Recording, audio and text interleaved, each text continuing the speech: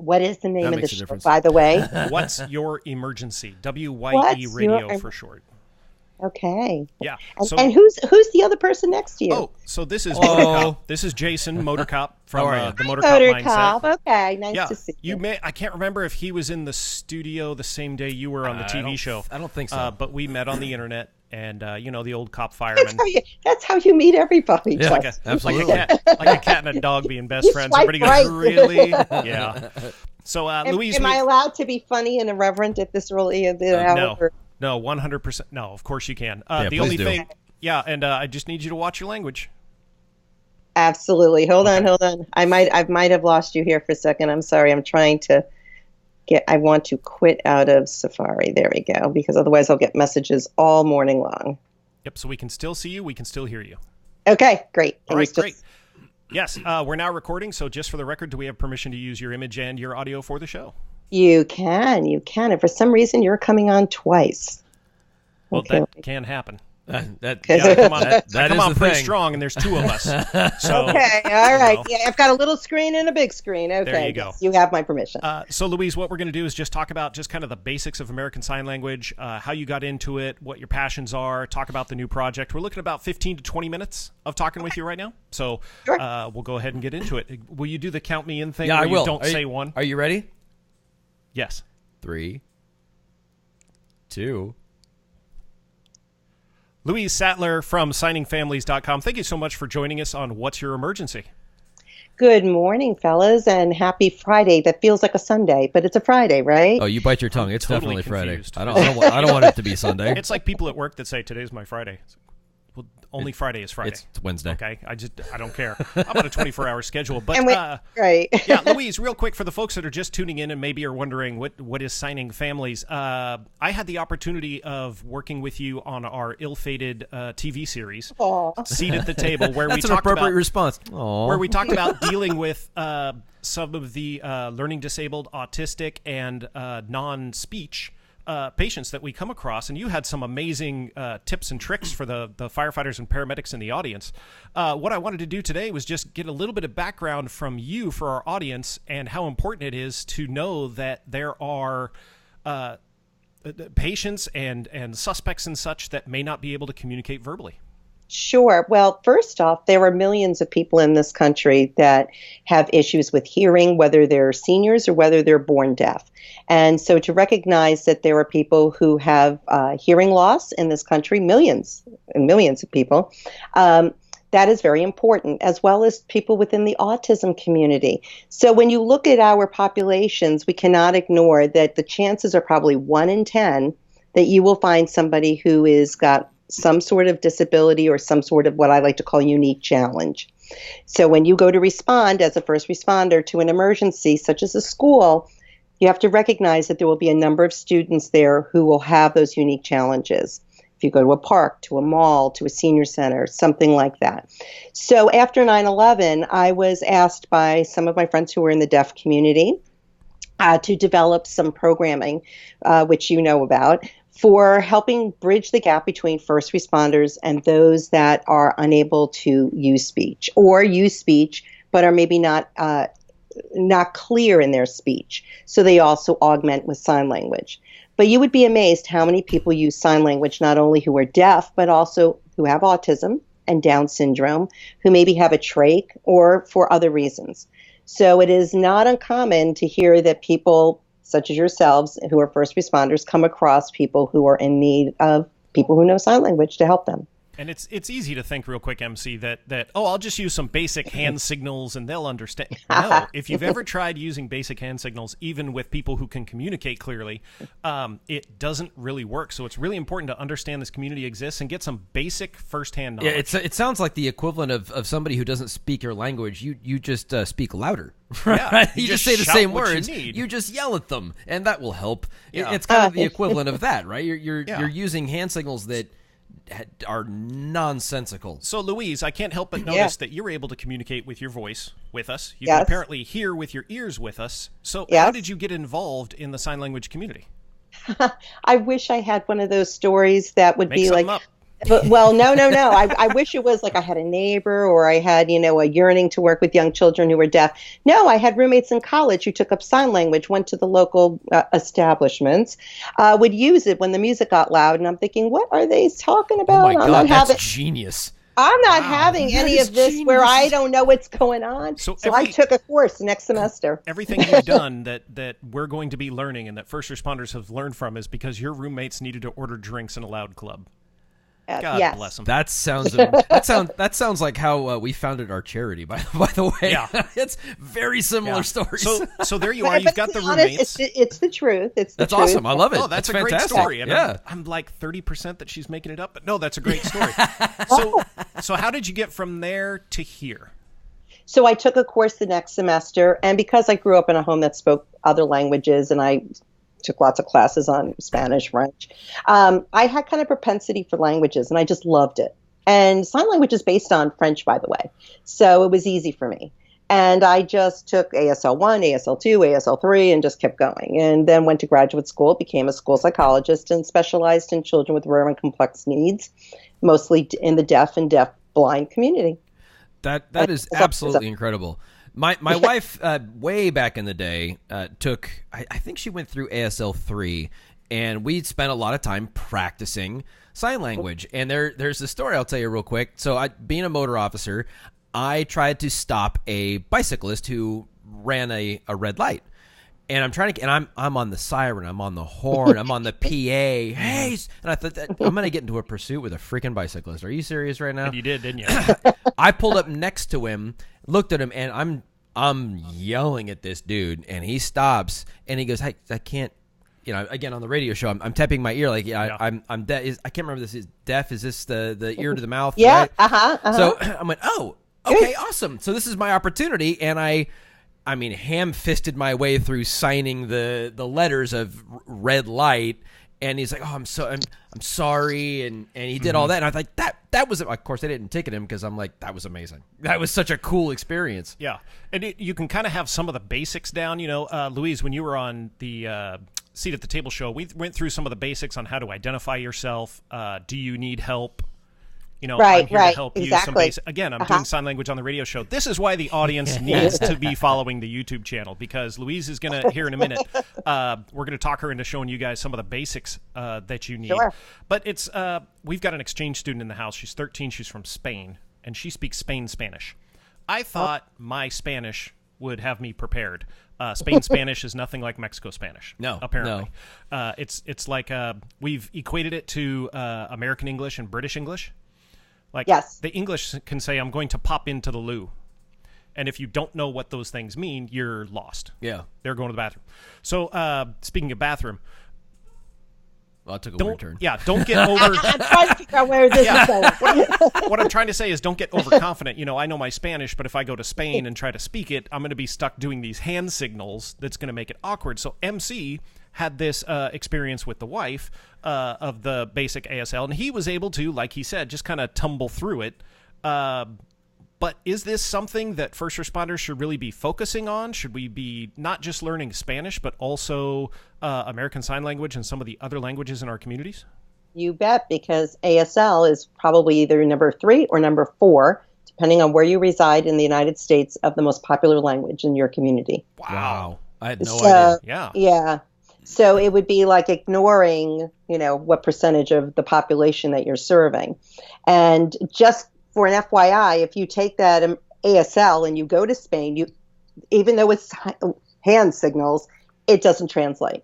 Yeah. That's the A in ASL, right? Yeah, it's American. Yeah. Like you said, the ASL is based on French, right? It is, and if you go to England, they use a totally different system, two-handed for that alphabet that you were just doing. Whoa, two-handed alphabet. They use all of the letters. That's whoa. they may have invented letters. I don't know. And it's also important for our audience to realize that you don't have to do. And I don't know the hands. If you're watching the YouTube channel, this is nothing.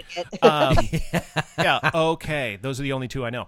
Okay. But you don't have to do all that stuff. There's a lot of just symbols with your hands that mean words, actions, and phrases, and it can really help you along if you know some of those certain phrases, right? Right, but also I need to caution, don't make up some signs, because I did have circumstance where I was asked to consult with a case where the first responder was trying to calm down a crowd and said a naughty sign by accident because was inventing a little bit of their own sign language. So be very careful. I'm trying to figure out what that would be. I'll tell you off. We don't have the explicit tag. Yeah. But I don't know if that applies to hand signals. That's true. It does if it's the deaf community. There you go. There you go. Yeah. And that's why we should probably start adding subtitles to our videos if we can. You absolutely should. That was one of my questions. Yeah. Open captioning is an actual functional and access needs is, really tantamount of what you should be doing. So yes, please put those open captions or closed captions on this video. So Louise, we mentioned earlier Signing Families is the site. Now you used to produce, and I say used to because they're all gone, right? The DVDs for first responders? First responders, I had to dig up this little lowly, I have like maybe 5 left. There you go. Can you see them? Here, we'll hold it back here. Sign language for emergency situations. For emergency situations, and we had thousands of them fly out the door. Beautiful. Now you're transitioning to something new very soon. Can you share that with the audience? Yes. I'm going into the year 2020, everyone. I'm going to be putting training onto a server. I'm hoping to get it onto teachable.com or udemy.com so people like yourself can learn sign language without having to purchase a DVD, but you can just go online and order up yourself a course in sign language for different topics, and there will be one specifically for our first responders. That's an amazing thing. If I can kind of sidestep a little bit, if I was to choose, I would definitely recommend Teachable over Udemy. Okay, well, Definitely. That is kind of where I am going, and sorry, Udemy, but Udemy has great courses. I thought she said you dummy. Udemy is fantastic for the user, but for the course creator, not so much. Okay, well, thank you. You're very welcome. There you go. We're learning things left and right over here. I know. Folks can go to signingfamilies.com or, LouiseSattler.com, and we'll make sure we have it properly spelled down there in the show notes for folks to keep an eye out for those updates. But I wanted to see if we could talk you into walking us through some of the basic signs for our video audience, if you don't mind. No, you do not. Yes, you can, and no, I do not mind. That was too. I could sign that sentence perfectly, but I can't seem to speak this morning. So, as you know, Justin, I created an emergency, and I still have lots of these. It's for first responders mostly, and it has the most important signs. And I had first responders tell me what signs they would want to be able to communicate. Mm-hmm. So, for instance, help was the number one, and you could do it with either hand. Can you see me okay? Yep.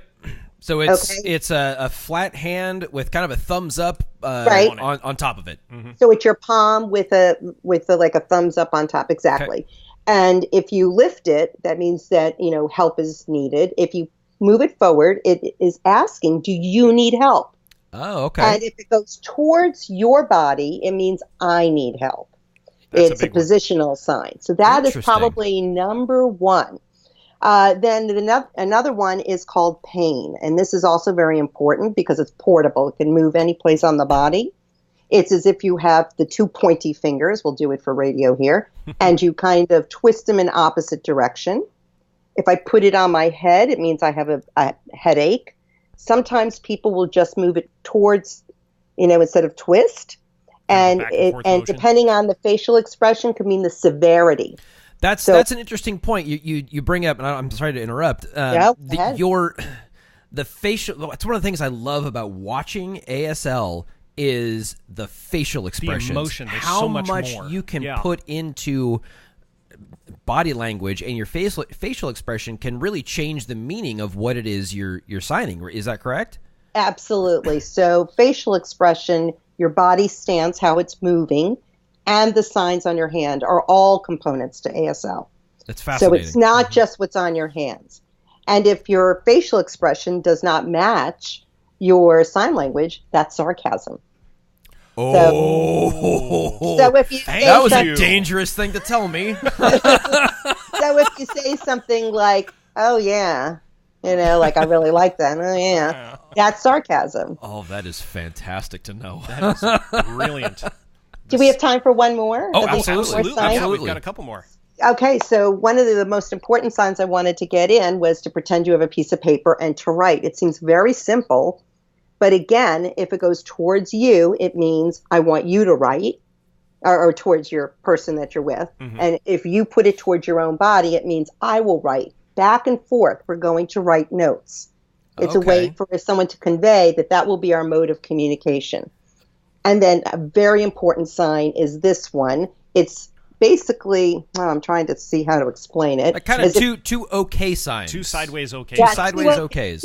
Two okay signs. And placed with where your thumbs would tap, and then your dominant hand would drop. So it's like opposite, a mirror of the okay sign. Okay. I know it's a little tricky. This is the sign for interpreter. So if someone is signing this, they are requesting an interpreter, and which is their rights, of course, to have one. Mm-hmm. So, and deaf is just pointing to your ear, and then again pointing to your mouth, or Nailed your it. mouth and your ear. Nailed it. And if they point to themselves and go, point to themselves, point to their ear, point to their mouth, they're telling you that they are deaf. So and if I were to ask somebody I'm dealing with, could I point at them to my ear, to my mouth? Is that asking them, are you deaf? That is exactly asking them if you are deaf. I'm crushing this. You are you're doing crushing it. You're doing wonderful. I've always been fascinated by ASL. Now, always. Now, Louise. Well, I'm signing you up as the first student then, or maybe my test. See hey, I will beta the bejesus out of that. She's going to sign you up. Oh, I see what you did there. I see what you did. Would pick a pun. Louise, we can go through, some of the basics like firefighter and police officer. This is stuff that folks can kind of, I hate to say it, kind of Google through and stumble through. It's kind of obvious when I show up what I am and when you show up what you are. If you're in uniform. But sure. one of the things I wanted to ask you is we have a very large law enforcement audience here, and one of the things they're probably wondering is, can I communicate to a suspect who may be I have my taser or my weapon drawn, and I've only got one hand to communicate. Yeah, that's what can I do to let that person know to stay calm, to follow instructions, or get down on the ground, something like that? Okay, so if you're holding a weapon of some sort in one hand, or have one hand occupied, with your non-dominant, or the one that is not holding, you could do calm down, which is just an open 5 hand. It's all your fingers, and just press it down to mean calm down. Again, with the facial expression, meaning this is important. If you kind of crimp up your middle and your second finger, it could mean to kneel. And I think your audience will see that a little bit better. Kind of like if down on your knees, to get down on your knees. Like snake fangs. Okay. Interesting. But it's to show that you're to go down onto your knees. Okay. Or if you want them to drop anything, just the sign to drop. It's like you've got something in your hand and you're letting it loose. Like mic drop. So, right. So drop. And if, gun is gun, it's usually made with 2 fingers versus the 1. That's injection. Or you could that's an over-under rifle. Or you could just use the actual gun you have in your other hand. Well, probably not. And point that at them like, do you see this? Drop. Yeah. Drop the gun. So get on your knees. Drop. Yeah. Wow. In these kinds of situations where we're really using an extreme example here. How important is it for a bystander or a person reporting an incident to notify dispatch that the person that the officers or medics or firefighters are going to be interacting with is, in fact, hearing impaired? But it would probably be the second thing that I would say. Okay. I've witnessed a crime. I see someone who's in need of help, and I believe they are deaf. Now, keep in mind that if they're using sign language, they may not be deaf. They may have autism. They may have some other need. And that was what I wanted to point out to your audience as well, is that you have a very good chance of running into someone who has autism. It's like 60% of the boys born these days are on the spectrum. And they don't have the same comprehension. They see everything very literal. So be very literal when you are speaking to them. Don't use idioms. Don't use like, hey, I can't wait all day, but, because that won't translate to someone who's on the spectrum, because they need to hear, you need to stop. I will help you. Very short sentences until you can obtain where they are cognitively and how much they do understand, or if they need an interpreter, or what the situation needs to be. I'm going to make an educated guess that stop is simply an open palm pushing kind of forward. Nope. No, okay, it is not. That's actually stop? Get away, move away. That means like move back. Okay. Stop is that palm open again, and pretend that you are at a train stop and that little crossbar is coming down to prevent you from going over the tracks. That's stop. That's stop. right. I forgot. Dang it. That almost looks like and action. Like the That's movies. like this. Yeah, so that would be the opposite for me. But Louise, I want to go back a little bit to the interpreter. Interpreter. Nice job. So at the airport, I have Customs that was not and Border sarcasm Patrol. with her face. No, that was actually meant. Hey, well done. Yeah. I have Customs and Border Patrol, which gives me access to literally 40 or 50 different languages via a telephone. But the one thing I don't see there is a video screen for me to be able to get them the entire kind of interpretation they need.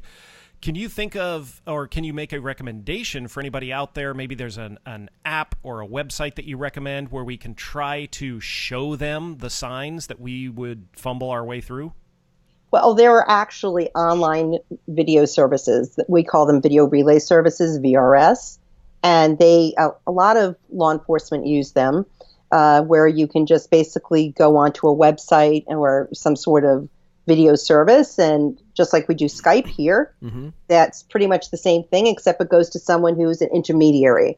So they would be able to see the person signing, and then would be able to give you the translation of what they are saying, the interpretation, and vice versa. Is that available on a mobile platform? So if I'm in the field, I can use my cell phone? I'm going to say yes. And I won't swear to it because I usually use it on, some sort of laptop. But I can't imagine not having some sort of service. Okay. Also, texting. Texting is very valuable. Yes. Mm-hmm. So you can ask, and this is the sign for texting. So you that texting, thumbs, okay, texting. And then okay, just an okay.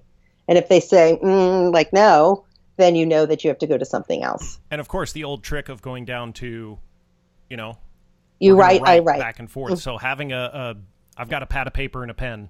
Yep, always in my back pocket at work. Mainly because I like to jot down notes of stuff that's unsafe so I can not go on calls later.